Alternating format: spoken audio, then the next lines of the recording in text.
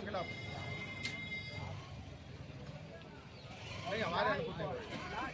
आपने मुकदमा लिखा, आपका धन्यवाद, लेकिन मुकदमे में आपने अरेस्टिंग अभी तक नहीं करी। इसीलिए मैंने शाम का टाइम रखा था, मैंने आपके हिसाब से ही टाइम रखा था। अगर हम फोटो काट लिए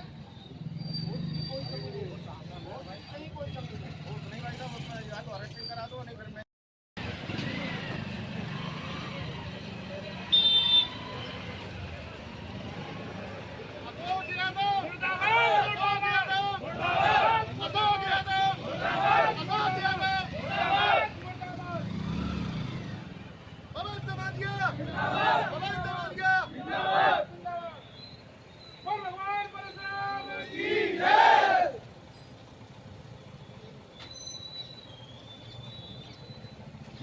समाज की बेटियों को लेकर जो टिप्पणी की है उसको क्या कर रहे हैं यहाँ पे? ऐसा है, कल रात को एक अशोक यादव नाम का व्यक्ति है, जलेसर रोड भैंस फाटक पर रहता है, जो बहुत बड़ा धूर्त आदमी है, जो अपने परिवार के पिताजी पर ही महिलाओं का आरोप लगाता रहता है, जो अपने भाइयों से लड़ता रहता है प्रॉपर्टी के लिए, जिसको परिवार नेगलेक्ट कर चुका है। ऐसा व्यक्ति ब्राह्मणों की बहन बेटियों के खिलाफ कल फेसबुक पोस्ट की थी कि ब्राह्मणों की लड़कियों का विवाह एससी के लड़कों के साथ कराया जाए, तब ये जातिवाद खत्म होगा।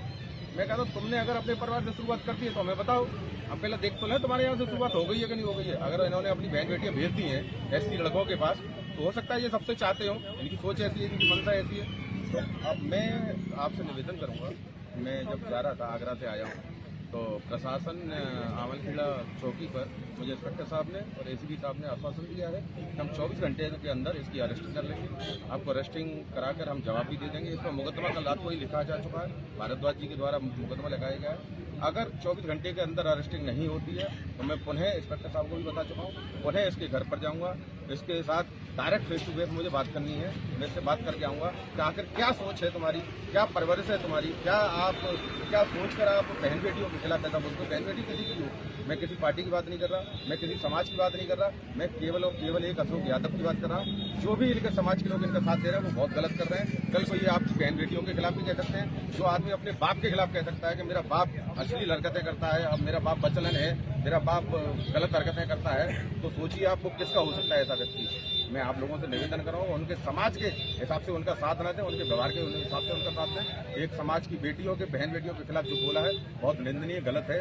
24 घंटे बाद अगर अरेस्टिंग हो जाती है ठीक है, नहीं 24 घंटे बाद मैं पुनः इसके घर पर जाऊँगा। कार्रवाई न होने पर क्या प्रक्रिया रहेगी? कार्रवाई न होने पर मुझे इंस्पेक्टर साहब पर भरोसा है, उन्होंने क्योंकि 2 घंटे के अंदर ही मुकदमा लिख दिया था।